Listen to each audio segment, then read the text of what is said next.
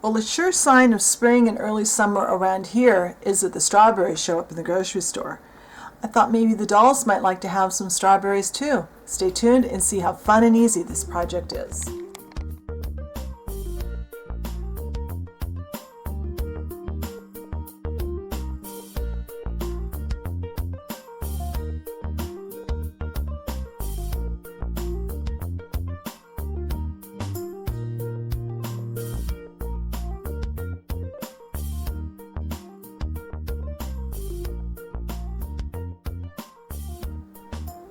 All right, like with any polymer clay project, well, our first step is actually to pick our color. And this is Primo Pomegranate, and it's a pretty good red.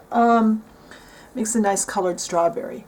My preference for colors is actually Fimo Carmine, but I'm out of that, and I'm not sure if they've still got that in the line or not. I haven't purchased any in a long time.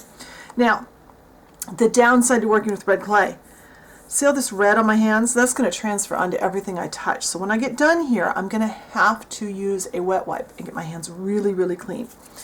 So I've conditioned this clay. Hopefully I've got it nicely conditioned. And I've made it into a rather fat snake. I want my snake, I may have this too skinny. Yes, I do. I want this snake to be about between 1/2 and 3/4 of an inch. And it doesn't have to be even. My clay is still not quite as conditioned as I would like.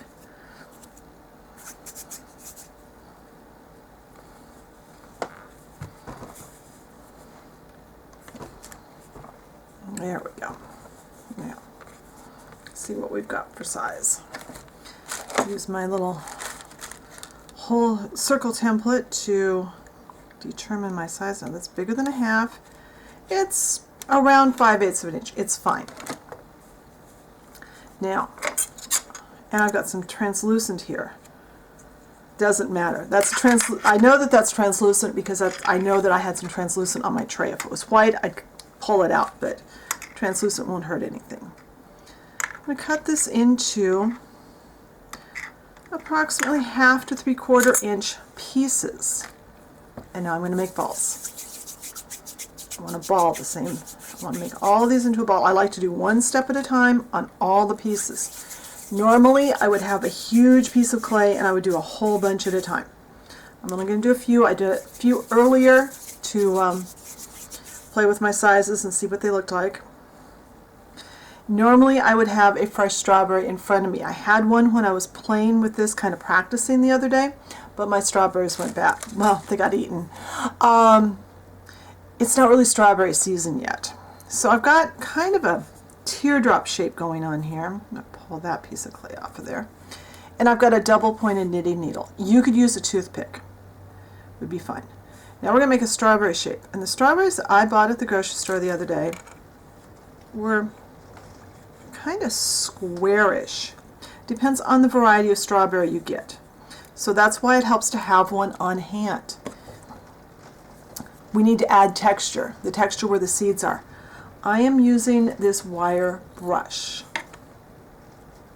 And I want to make lots of holes. And I have a tendency to not push hard enough when I'm making this scale, which I did the other day. You want to push in pretty hard on this scale. I'm used to working on a much smaller scale. Alright. It's okay if they get a little odd shaped. We're going to leave that hole in there, that's fine. I start by turning that ball into kind of a teardrop shape. I'm pushing against this end so it doesn't get too skinny and long. And depending on, like I said, the variety of strawberries you have in your area will determine a little bit of the shape, because different strawberry varieties are different shapes a little bit. What we have here in Oregon might not be the same as what you have where you live. And later when we have our local strawberries in June, they'll be a little more round than the ones we're getting right now. Not sure where they're coming from right now. I didn't look on the label. I should have. Well, I think I did when I bought them. I don't remember. Alright, so we got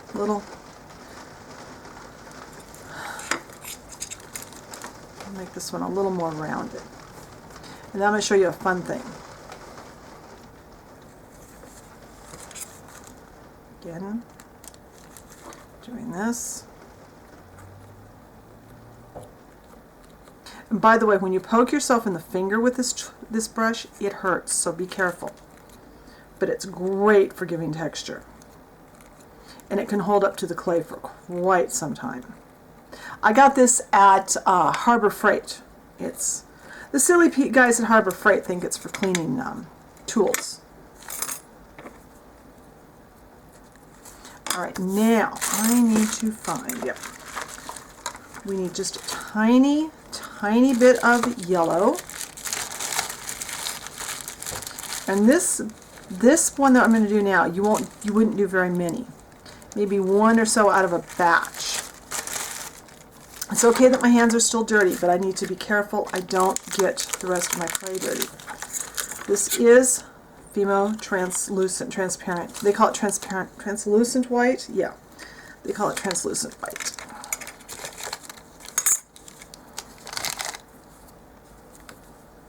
And it's okay that my hands are still red. That's on this, it doesn't matter.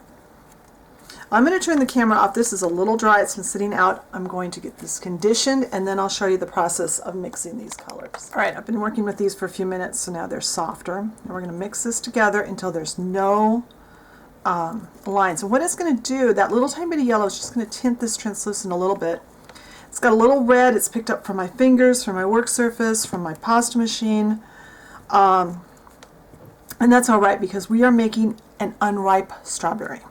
You know how when you buy the box of strawberries, invariably it seems like hidden down there in that corner that you couldn't actually see when you picked it up? There's that one that's not ripe. Happens to the dolls too. They get home from the grocery store and there's a strawberry that's not ripe in theirs too.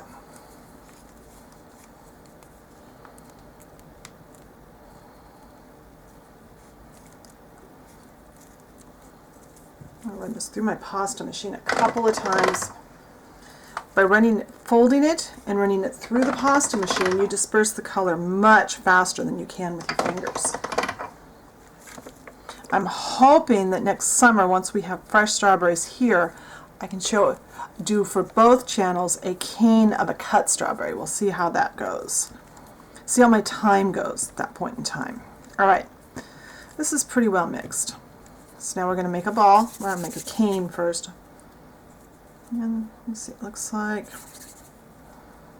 not quite enough for two, but too much for one. So I'm just going to cut off that much.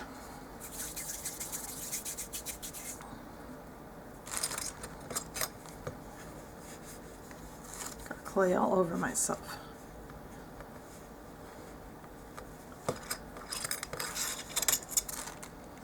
Again, we're texturing the same way.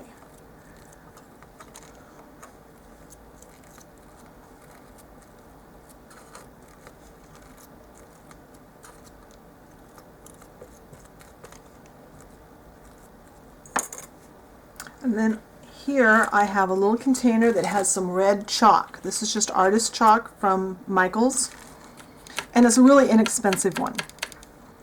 And I use an eyeshadow brush to apply my chalk. This was just the brightest red in the package of chalk.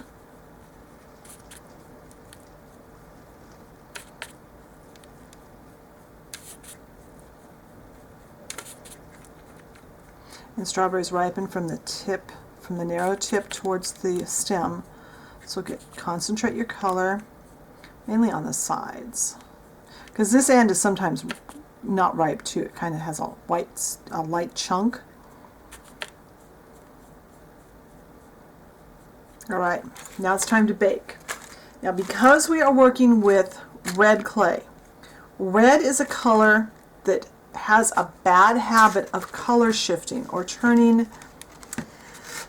kind of dark and gross when you bake it. It's no matter what you're doing with red, whether you're sewing a red fabric and you're trying to iron it or you're baking a red clay, red tends to shift to a black, dark color really easily.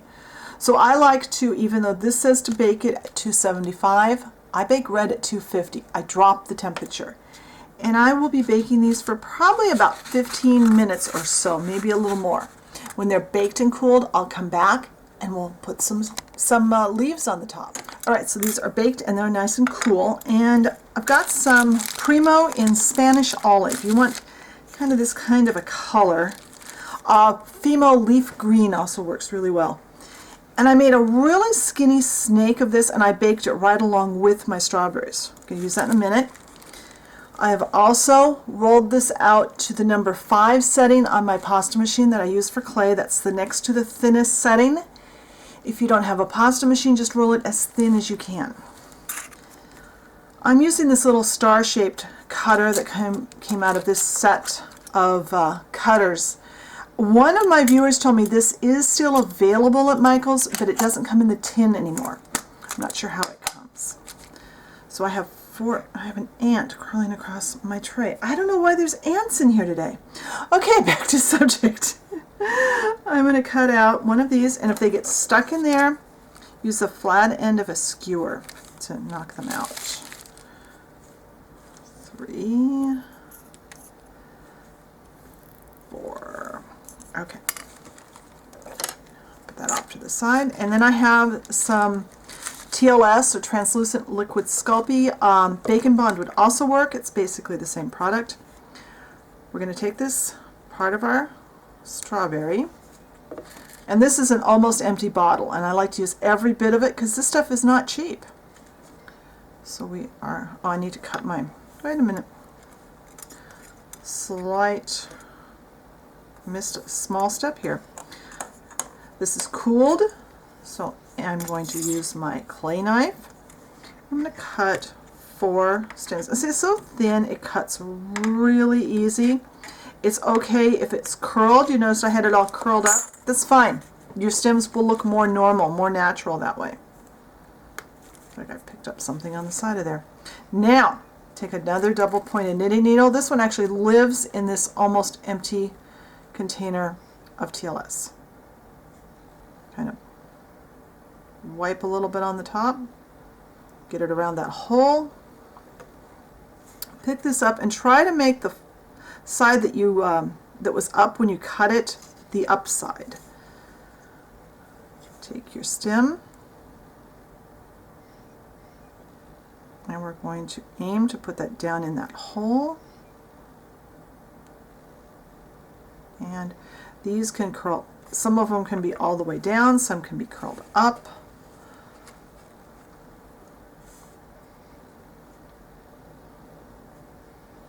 The TLS, or the Bacon Bond, acts as a glue. It will help, since we are working with baked and unbaked clay, it will help it to all stay together and become one unit. Let's see if I can get this in here. There. And I like how that's kind of spreading up. That looks really cool. Now this is our unripe strawberry. I had a little too much yellow. More of a brown yellow would have been better, but it's fine. Putting the majority of my TLS into the hole at the top of the strawberry because it will ooze out.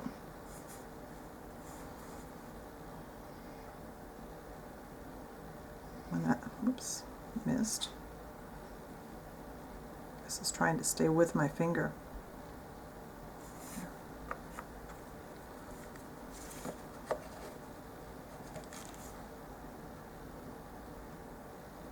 Now we're still baking at 250, and I'll give these about probably 10 minutes so that the TLS cures completely. And when these are baked and cooled, I'll be back and we'll see how they look. Alright, so now our strawberries have stems and leaves on the top. Don't those look cool? So what could be better than strawberries, right? Maybe a chocolate dip strawberry. I've got some more here I did the other day. What I've got on my table, I have a piece of parchment paper. I buy this near the wax paper in the grocery store. And this won't stick to it then. And what we are doing for a chocolate coating is I'm using Scribbles 3D, whoops, there's the camera. Play, where's the camera? Scribbles 3D paint. It's in hot chocolate. I see people call this puffy paint. It's not puffy paint. Puffy paint is a specific type. This is a shiny 3D, three-dimensional paint. And it's important that you get the right thing. So now, I shook it a little bit, and I'm going to put a little pool out. And then I'm going to put some on my strawberry.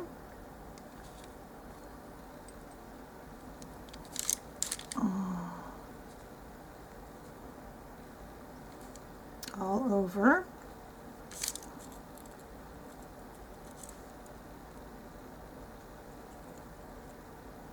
Get it coated nicely and kind of try and make sure it's kind of smooth if you can. And then we're going to set it in the little pool. And we're going to let this dry for a few hours until it's dry. Depends on the temperature and the humidity and everything, how long it takes. So when this is dry, I'll come back and we'll take a look at our chocolate covered strawberry. Yum! So here is our chocolate dipped strawberry. I think that looks really, really yummy. I'm sure the dolls will enjoy having that for a treat. And it can just sit on your plate. And of course we have, let me back the camera up, we have all the other strawberries I've made. I hope you enjoyed this tutorial. Be sure and share a picture with me if you make some strawberries. I love seeing what you guys make too. If you have requests, be sure and let me know, and I'll talk to you later. Bye.